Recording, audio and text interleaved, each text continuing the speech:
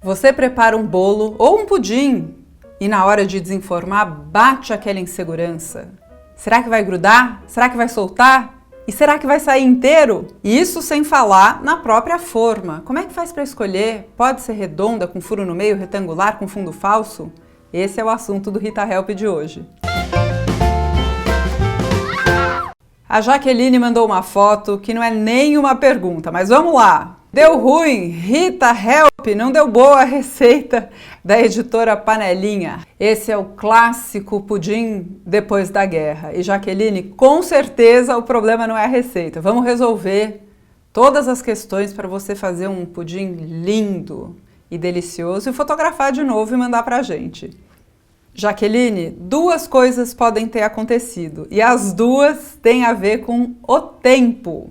Ou cozinhou de menos e aí não deu tempo de ele firmar, ou ainda pode ter acontecido de não ter esfriado, ou seja, faltou um tempinho na geladeira para ele firmar.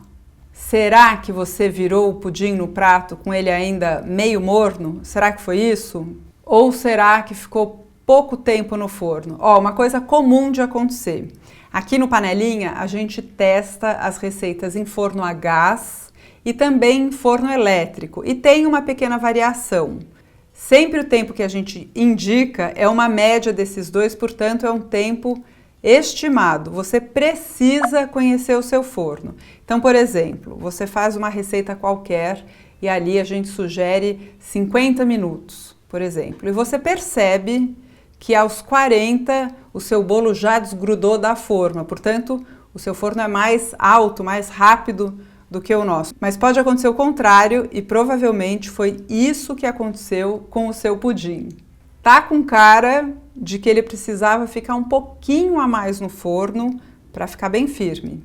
O outro ponto para você levar em consideração, e isso é assim, só você pode saber sobre o seu forno, mas a regulagem às vezes é um pouco diferente de um forno para outra. Então, se a gente está dizendo para assar a 180 graus, mas você vê que está demorando muito, você pode aquecer um pouquinho mais. Você pode deixar, por exemplo, a 210. Mas vai prestando atenção na variação dos tempos em relação ao seu forno. Assim você vai conseguir acertar o tempo certinho para assar o pudim na sua casa. Jaqueline, dá uma espiada, que beleza esse pudim que uma xará minha fez numa forma diferente, fotografou e publicou com a hashtag Receita Panelinha. A gente adora ver as suas receitas por aqui. Então, quando você publicar, não se esqueça de usar a hashtag Receita Panelinha. A Letícia está com dificuldades para desenformar o bolo.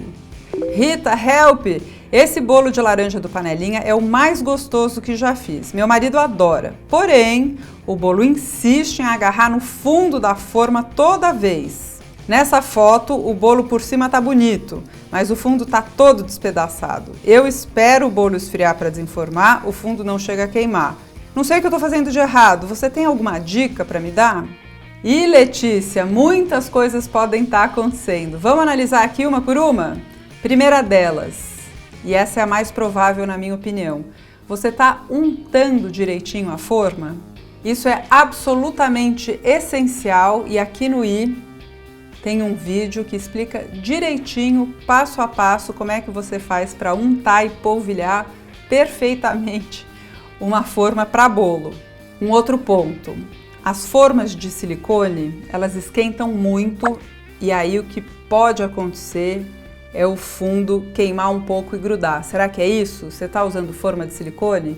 Caso sim, e me parece que aí você não se adaptou, é melhor voltar para uma forma de alumínio. Um outro ponto que eu não pude deixar de observar é que no centro o seu bolo deu uma murchada. Então isso dá a impressão que o forno estava quente demais, portanto o bolo cresceu, queimou embaixo, mas não teve tempo de assar completamente, por isso ele deu essa murchada. Talvez você esteja assando o bolo num forno muito quente ou existe também a possibilidade de o seu forno estar desregulado. Pode chamar a manutenção para dar uma espiada nisso para você. E por último, em qual grade você está colocando o bolo? Se tiver na de baixo, pode ser que ele queime antes de terminar de assar. Então coloca na de cima, porque dele vai ficar bem no meio do forno. O bolo grudou, o pudim não firmou, o molho desandou? Então escreva para mim nas redes sociais, mas não se esqueça de marcar a hashtag. Qual hashtag? Rita Help! Assim eu encontro a sua dúvida na internet e venho aqui às quintas-feiras responder a sua questão culinária. E por falar em bolo, a questão agora é da Duda. Como esse bolo fica tão reto na forma? Meus bolos costumam ficar infladinhos no meio, fazendo um arco. Duda, mais uma vez, a sua questão tem a ver com temperatura do forno. Quando o bolo faz essa curvinha, indica que a temperatura está um pouquinho acima do que deveria estar. Acontece o seguinte, se o forno estiver quente, o bolo faz uma espécie de uma crosta, uma casquinha por cima. Como o meio demora mais para assar e ainda está molinho, nessa parte ele ainda consegue subir, mas as laterais ficam caidinhas. Talvez no seu caso o que você precise é deixar o fogo um pouquinho mais baixo para assar o seu bolo. Aí ele vai sair retinho da forma. Não sei se é o caso do bolo que você está fazendo, mas acontece até de às vezes a massa rachar. Então é mais uma vez um indício de que o forno está mais quente do que deveria.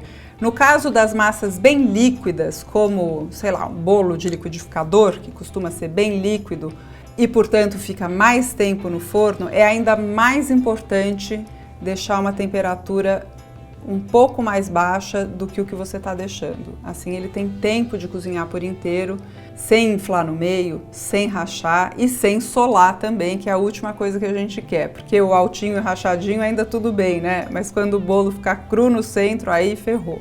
Duda, de todo modo, eu vou deixar aqui no i o link para um Rita Help só sobre bolos. Eu acho que tem um monte de dicas lá que podem ajudar você no preparo de bolos deliciosos.